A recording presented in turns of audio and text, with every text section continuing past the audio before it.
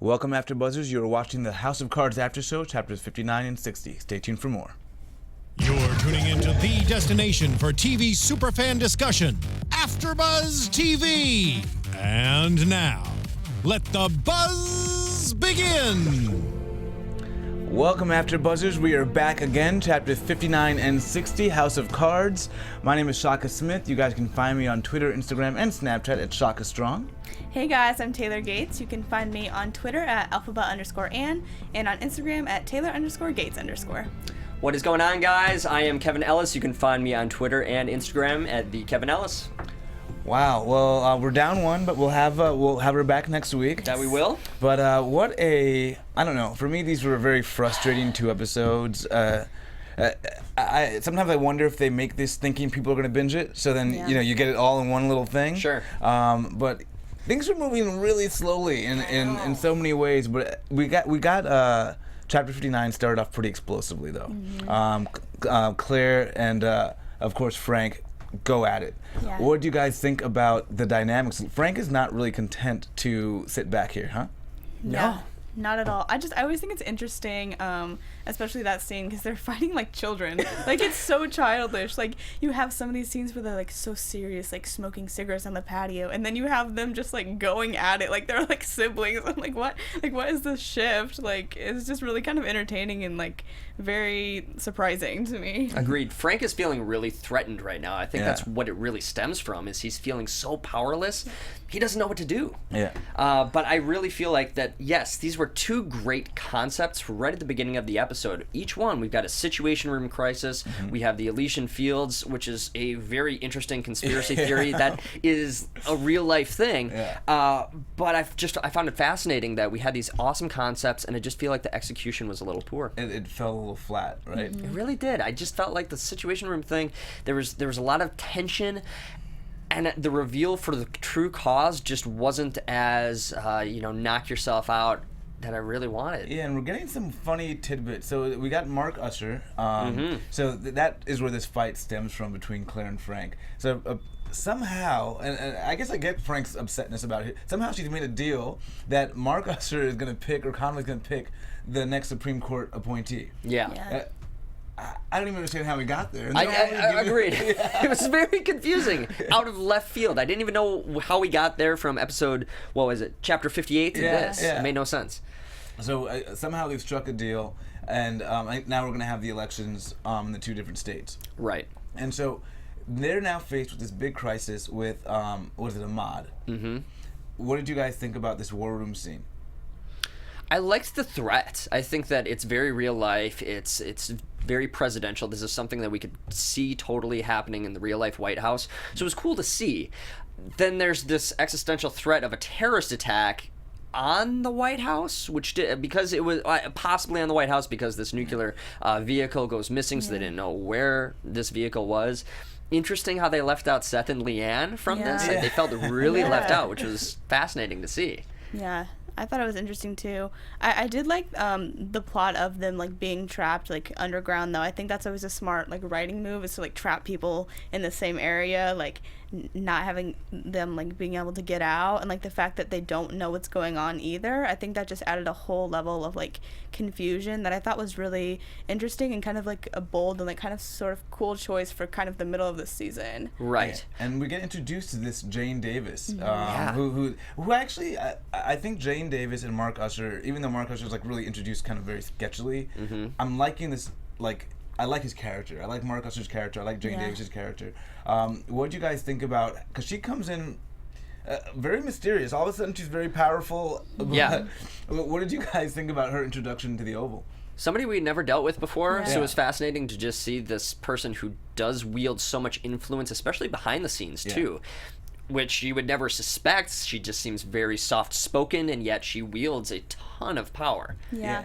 I really like her. I like that kind of air of mystery she has. I know in chapter 60, she's like, I'm playing for all sides. Like, I work with everybody. Which is really... So, you're in the White House. She's supposed to be working sketchy, for our side. But Patricia Clarkson plays her, like, so phenomenally. Like you said, like, she's so soft-spoken, but she's powerful, like, and you can just tell. And she's dealing with all of these odd issues herself. Like she has, it seemed like there was a little claustrophobia, you know, not necessarily a fear of being buried, but a fear of actually, like, you know, of heights, is it? I forget it might have been a role reversal there. I might be wrong, but it was just kind of interesting to see how she was just this very, I don't want to say troubled, because that's not accurate. Yeah.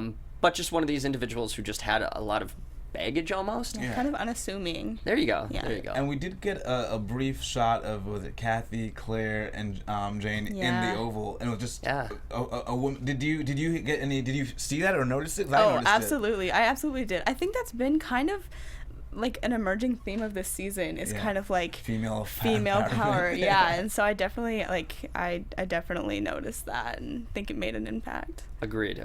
And so it looks like Jane believes she can get Amadi out. She's got some special contacts. I love how this individual, who actually, she works for the government. Yeah. She works for the administration. Yeah. It's so odd that she plays this weird third-party role, even though she's working with them. But she has these built-up contacts that she's made throughout a career of doing I have no idea what. Yeah. But I mean, if she can figure out who Al-Amadi is working with, or working, you know, and who is actually working with him is really the key, I guess. That's why they didn't want to lose him. That's why they didn't want to kill him. It becomes a really screwed up situation. Yeah, and I think for me, my favorite line was when they're getting whisked away to that room. Claire goes, "Is this real?" Yeah. Yeah. It was great. So genuine. Yeah, because she knows, like, this is the kind of stuff we do. Like, wait, are we doing this, Frank? Right. What did you guys think about how that unfolded? Because it turns out it wasn't really real. Wow. I go ahead.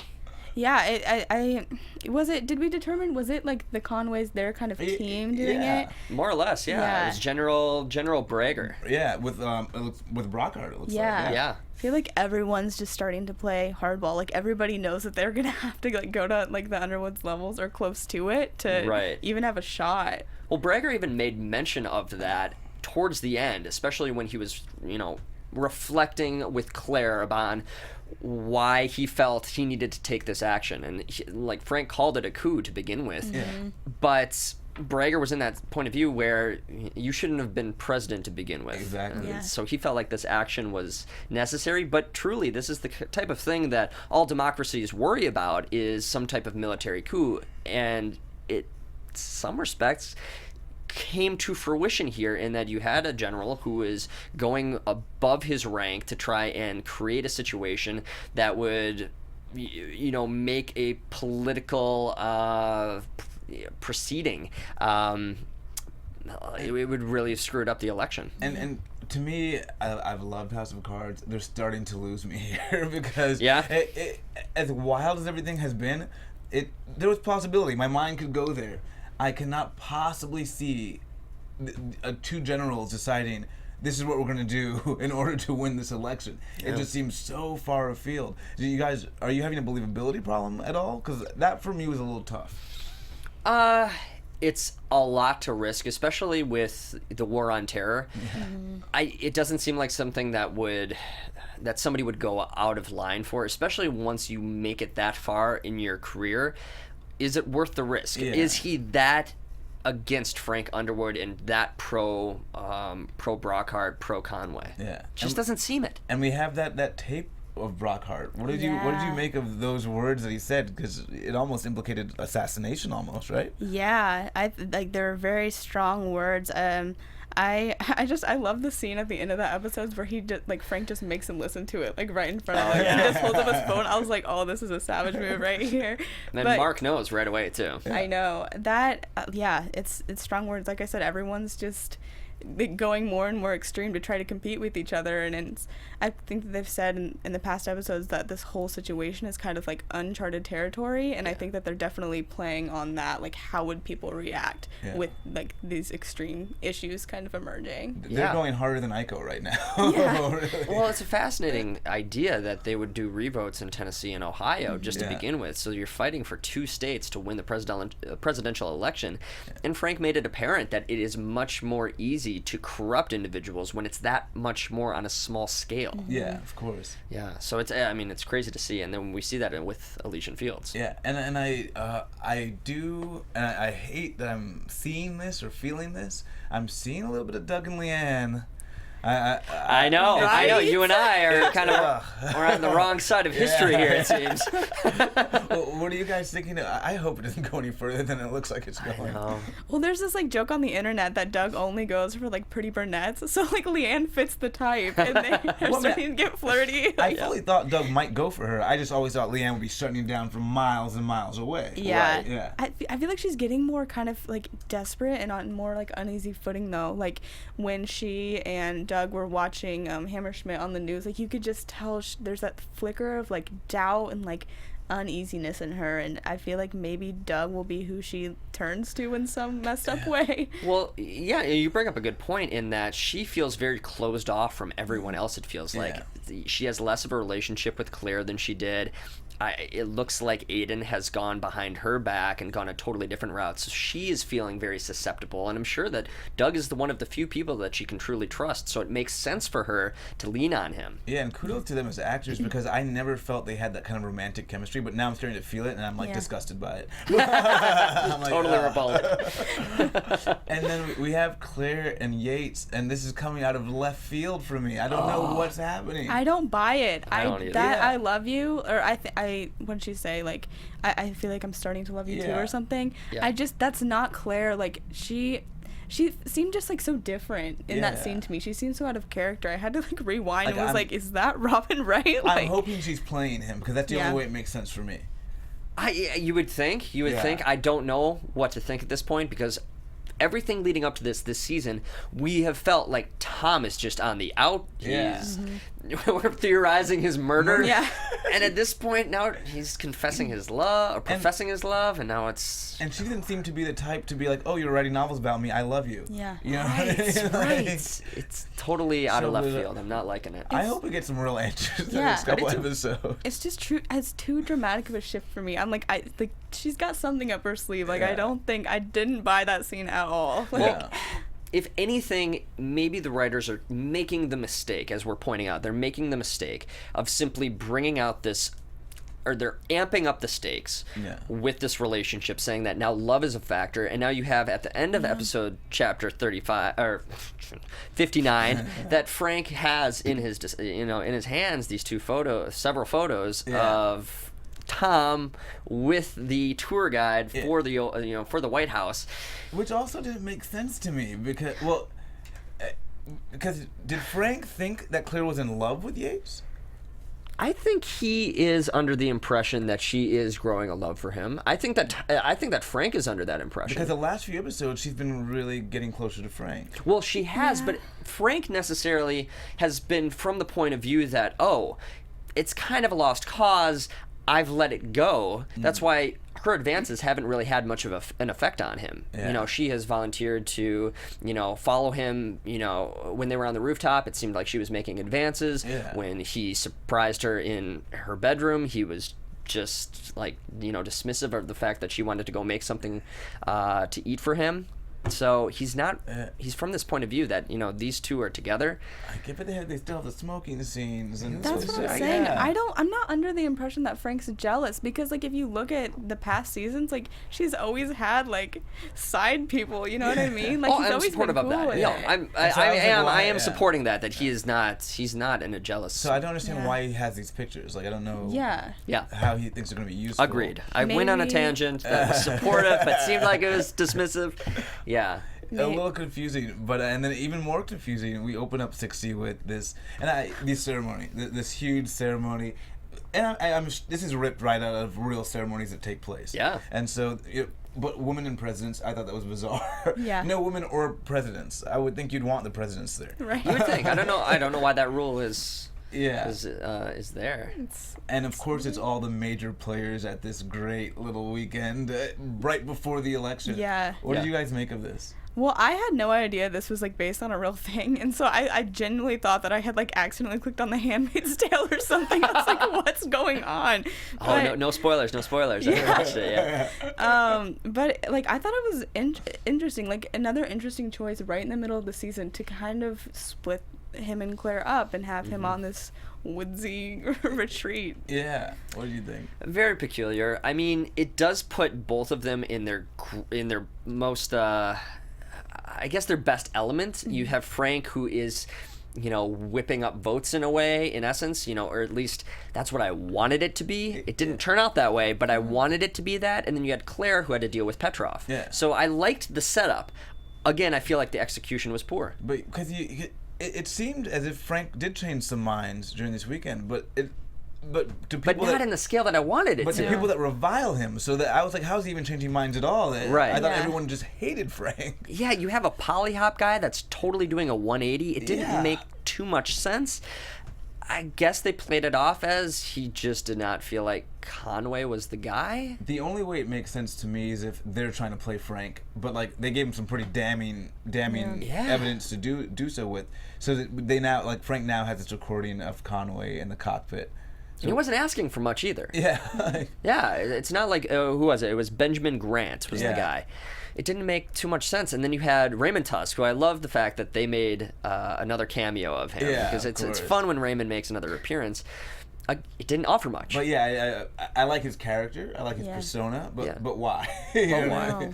A little bizarre, but I did like that Claire finally got to kind of be in the White House by herself. She is the president. No Frank like, hey, it's me. Yeah. So what did you guys make? I love the way she's handling this whole Petrov issue with this Russian boat and her skepticism of Jane. What do you guys think of that dynamic? I'm with Claire. I'm very skeptical of Jane. I still don't know what her end game is. Again, she could be playing all sides. But what benefit is it to her other than continually controlling the situation, or at least having influence on the situation, so she doesn't lose allies? That could be the only play. But at some point in time, you gain enough power to where you feel like you can, wield it how you want it. Yeah. Or at least, I don't know. I don't know what her end game is. Yeah. But I just loved, because Claire basically was me in those scenes. Because like I had to say, I was like, but what about you? What do you? Because I feel like you have some stake in this, right? Did you feel that way? Yeah, kind of. I feel like Claire is always a little bit more of like the reserved skeptic, and Frank kind of makes pretty rash judgments. And I don't know. I feel like Claire kind of sits back, but I can see like Jane and Claire like working together almost. Like I don't think Claire is like completely writing her off as like someone they don't ever want to work with, or. But I liked the dynamic. I like the kind of emerging like relationship between them, especially because it is like another kind of woman that she's working with, and I think that's just building to be sort of an interesting, like I said, theme of the season. I'd like to see a little bit more of a building relationship between Claire and Kathy. Yeah. Because I love Kathy Durant. I know that she made some plays last year in season 4. But that beer pong scene was great, right? And the beer pong scene was great. Amazing, yeah. So I would like to go back to those moments between the two of them. I just don't feel like they lean on her for any sort of advice, which is a shame because she has diplomatic experience and she does know the players involved. So yeah, they tend to be pretty dismissive of Kathy. They really are every single time, especially when Kathy offers her advice and Claire's like, I want to wait. I want to wait. And it doesn't play. So what do we think Petrov was up to? It looks like he was there trying to get some oil, maybe, and like trying to take advantage. But he's got the American was the technology, and I was a little confused by that. What did you guys make of that? Him being the geologist was interesting. The fact that he was the target the entire time. Yeah. Wait, he was a geologist? I missed that. Yeah, I think he was geologist, if I'm correct in saying that, or at least something. Yeah. I thought. Yeah. I might have. Guys, if you're in the chat room, I think I could get you guys on my mobile. But yeah, I felt like it was an interesting play, but I don't necessarily know why the Chinese were truly trying to support Petrov and all of that. It still wasn't clear. Yeah. Yeah. It made no sense. Were unless they're truly collating together. But again, Claire was very, very untrusting of the Chinese, thinking that just a loss of life is not enough to side with the Russians, which might be true. So, but it seems like the Chinese wanted the tech, either for themselves or to rescue it for the Russians, right? It's possible. It's possible that the Chinese took him off the boat and are hiding him altogether themselves. We just don't know or yet. He sank and went down with the boat. Yeah. Yeah, I think that's what they implied at least. Yeah. Well, no, I think, well, I don't know if he did. Because there was no Americans on the boat, and the Americans were, we led the thing, even though we made it seem that the Chinese led it, but we led the rescue. Right. And we never found any Americans on the boat. Right. So But it's not like he's going to stay on the boat and... No, because we rescued everyone. Right. It's not like, well, exactly. Like, Yeah. the fact that he didn't go down with the ship is what I'm saying. I think he might have gone down with the ship.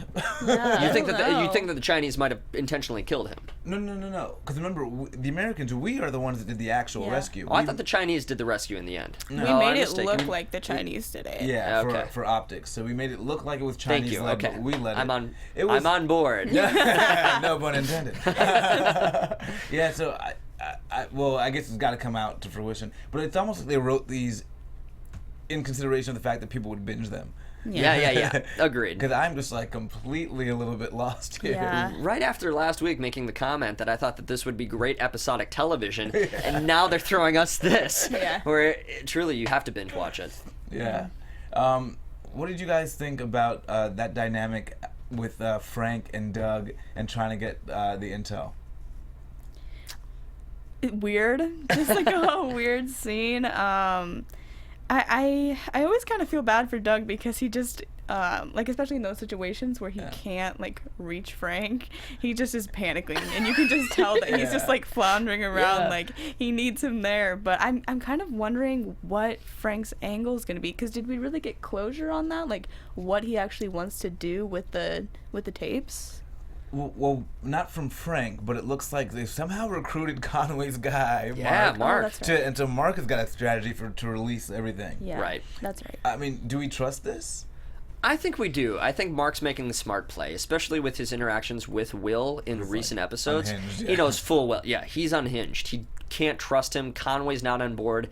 If he can't elect Brockhart, which now that they have the Brockhart tape and the Will Conway tape, it just seems like Mark has no play here other than to side with the Underwoods. Makes sense? Yeah.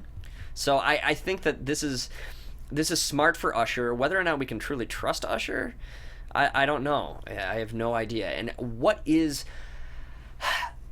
I guess the biggest question that I had at the end of Chapter 60 is, what is the point of having Usher on the Underwood team to begin with when the Underwoods don't even need Usher at all? They do not Yeah, need they him have to release everything, these yeah. tapes. So what is the play? Is he going to be able to do something about Aiden? Is he going to make some things disappear like Hammerschmidt?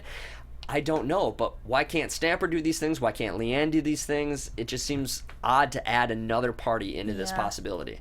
Very confusing. But speaking of Hammerschmidt, it looks like which I'm just getting tired. Like he keeps getting close and close and close and close. Like he's like an asymptote, just gets closer and closer and closer without actually touching anything. Never reaches the point. Right. So what do we think about Hammerschmidt? He's now tracked down his apartment. He knows Doug Stamper has been there and paying the rent. What do you think about this? Like you said, I don't know that he's ever going to figure it out. Like, this poor guy's been working on this for 5 years now. Like, he's just never gonna get there.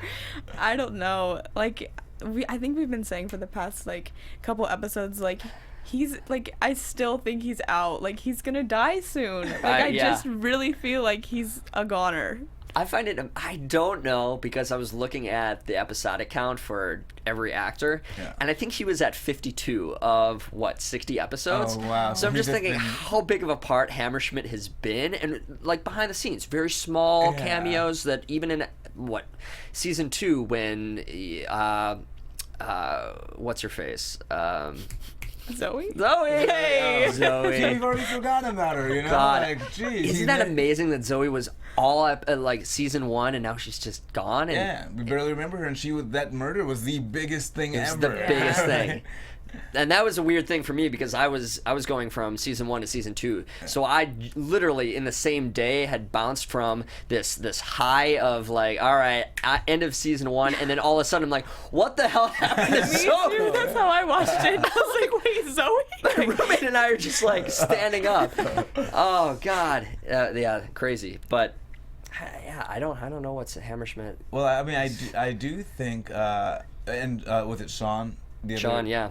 I do think one of them is due for murder because now Doug knows that they've been sniffing around the widow, and you saw Doug's look. He was like, "Oh, someone came to you for a story." Right. What? So yeah, do we think Doug is gonna go ballistic here? Well, I don't know what's going to happen with Seth. Seth is playing a wild card role. He's either making an ally in Sean and bringing him into the White House, possibly for a communications position, which I don't know if that's going to be like a double operative type move here. Yeah.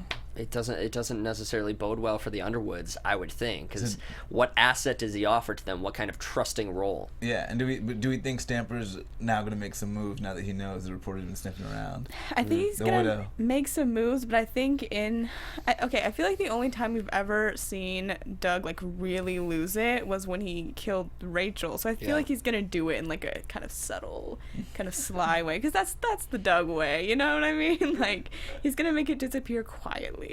I'm with you, but I feel like Hammerschmidt's a hard person to kill. Yeah. This case is so public, and Stamper, he's already shown that yes, he's really calculated. He's cold-hearted, but he has left some loose ends. Yeah. I mean, especially with the emotional attachment to Rachel that did not play well for him. Yeah. I don't know. This could be the end of Doug Stamper, and it could be a situation where Doug might have to go down before the ship sinks. Like he might have to kill himself or something like that, which is a sad, really hard prediction. I don't want to make that because he's again Frank's my favorite character, and then I got Stamper, so I don't want to say that would happen. But like, I'm trying to think to save his boss. And if something happens with his current girlfriend, if nothing happens with Leanne, what does he have to live for other than his boss's loyalty? And like, would Frank, like I bet he would, but would Frank betray Doug if he was like put in the position to? Like that would just be crushing. Yeah, I think Frank like would. he would that do would be it suicide probably. enough. Yeah, if Frank true. truly let down. Underwood, but Oh God. did you guys see any symbolism in because I had to stop for a second and pause the screen. I was like, he's knocking over this big sculpture in front of the Bill Clinton. Was that bizarre? Yeah. That was Washington, right? That was George Washington bust? Yeah. And with Bill Clinton in the background. Right. Massive painting. Huge painting of Bill. At the end of the hall, too, which was interesting. Did y'all... Your face. It's just like, that was You're like so trying to weird. process this. It was so weird. I was like, why? Yeah. And it almost took me a little bit out of the House of Cards deal, because I was like, Bill, like... Because they never make reference to these past presidents at all. Right. So what did you guys think about that? Well, we've seen Ronald Reagan, portraits before. There's been allusions to different, presidents, especially standing in the White House. They'll look at them. There'll be a contemplating moment. I'm trying to remember exactly what happened. Oh, what happened beforehand? He was trying to... Didn't he just leave the bunker? He just left the bunker, and he was going on over... he was going on over towards the general to have that meeting to find out whether or not there was a military coup. I mean, Washington was the first president. He was the individual who... I think he called for term limits. And so I was thinking about that. And then impeachment, maybe? I mean... Clinton was impeached? I thought it was on the nose for like the husband and wife political. That's what I was thinking. Oh, that too. But they've never really even there was no reference to what it really meant, and we might have missed something. Again, guys, hit us up in the chat or if you hit have us in the and comment ideas section. Of what you think it symbolized. Comment section for sure, because but no spoilers. No spoilers. Yeah, no spoilers. Yeah, no. I was looking up stuff with my brother the other day, and I had House of Cards up, and he's like, "Oh God, don't look on the right," and he had to move the screen because he knew full well that there were spoilers on there. We're doing so good, guys. We are. I know. I'm surprised I haven't come across anything quite yet. No. So, I guess let's go ahead and go into our predictions. We already touched on a few, so let's get that music going. Yeah, that's it. That's a good stuff. Now, your AfterBuzz TV predictions. So what's that awkward silence? I don't know what to do when he's going. I don't want to talk over him. Like, dance around, like. The silence is deafening. We gotta put music to it and then do a little silence. What are predictions? Yeah, we'll start with you. You already got one. Doug Stamper suicide. Apparently. Jesus, I'm just coming dark stuff. Yeah, today. now we don't know where to go. Yeah, I'm thinking that I mean, I have to think, we're at through episode 8 of 13. Something big has to happen with the end of this election. I don't know if these Conway reveals are going to be enough. Something tells me that there's going to be Frank said that there is not going to be an October surprise anymore. Like, this is it. No. I feel like that there's going to be an October surprise for the Underwoods because there has to be something to make this more of a challenge. Everything's working out pretty well for them, actually, like remarkably kind of well. Definitely. So I feel like that could be something that happens these next couple of episodes, is something to truly throw the Underwood camp in a 180. Yeah. Well, I've kind of said some of them. I think both Toms are out. They're dead. Yeah? We're getting rid of the Toms. Get rid of the Toms. I really think we are. I think that Jane is going to stick around and possibly work with Claire on something or another, because I just kind of see that maybe blossoming in a way. And I feel like we might... timeline-wise, I feel like we might not get resolution to the election until, like, the final episode. Because they've dragged it out this long before. We didn't see... Did we even see the Conways in these 2 episodes at all? No. I don't think so, no. We did. I don't think we've seen the last of them, definitely. So I think they're going to drag it out until maybe the end of the season. Yeah.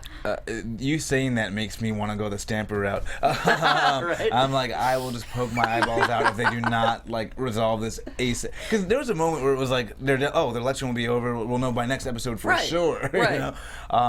So I do predict it's got to be resolved in the next episode. It's got in the next 2 for next sure. 2. Okay. It has to be. We have to move on from this darn election. I'm thinking it's like the last 2 episodes. I'm with you on this one. They've already gone this far. I'm going the next 2 within 9 and 10, or 61 and 62. Like, it's got to be.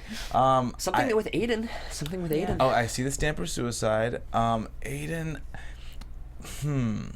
Aiden. Maybe it's possible Aiden was somehow the tech, even though it was a different person. But maybe they were hiding him and he was the tech. Because that part made sense to me. I was like, who's this other person? So maybe he's got a different moniker or whatever. And then I think we're going to see Claire, I believe, is playing Yates. I think she's playing him. Okay. Because this behavior makes no sense. Yeah. And I think they're somehow playing the Underwoods. Who's that? Polly Hop guy. I think that whole group is playing them. Okay. Why did they give him the tape so easy of Conway in the cockpit? Yeah. That was bizarre to me. Mark Usher's like, oh yeah, I'll join the team. I see where the wind is blowing. So it was too easy. So I think Claire's playing Yates. That group is playing the Underwoods. Interesting. I don't know exactly how, because it seems like they're getting everything they want. But because they're getting everything they want, it makes me feel like they're getting played. Yeah, there has to be a catch. Yeah. You know? And, I think someone's going to have to die in order for the Underwoods to win, and it's just a matter of who. Hammersmith, I think they're probably going to go with, like, maybe a stroke or, like, something they cause that it just shuts him up. Stroke. But I don't necessarily think Hammersmith will die. Okay. I think, if anything, Sean is probably going to go. Sean could. Sean could. It's not a far-fetched. Because he's sniffing around the widow, and Stamper doesn't play that. So Agreed. Yeah, it's going to be an interesting couple of episodes. I hope that it picks up. I'm excited to watch these next 2. We're getting there. A few more, so it's time. Definitely. So, like pleading. Well, guys, if you guys have any comments for us, leave it in the chat or leave it on the video. We'd love to hear your thoughts. No spoilers. But yeah, this was a good one. Well, I don't know if it was a good one, but I have hope for it getting better. Yes, indeed. My name is Shaka Smith, guys. You guys can find me on Twitter, Instagram, and Snapchat at Shaka Strong. Hey guys, I'm Taylor Gates. You can find me on Twitter at alphabet_Ann and on Instagram at Taylor_Gates_. Guys, thanks for watching tonight. I am Kevin Ellis. You can find me on Twitter and Instagram at @TheKevinEllis. Guys, thanks for joining us in the chat room if you guys were in there, but know that you guys can always find us on SoundCloud, YouTube, iTunes, all 3 venues. Yes. Okay, we'll see you guys later. See you guys. Take care.